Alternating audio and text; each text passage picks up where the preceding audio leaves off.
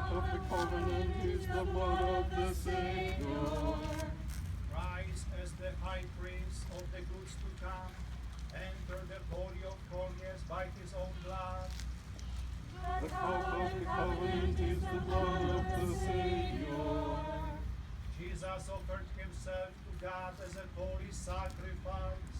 His blood cleanses our sins. The cup of the covenant is the blood of the Savior.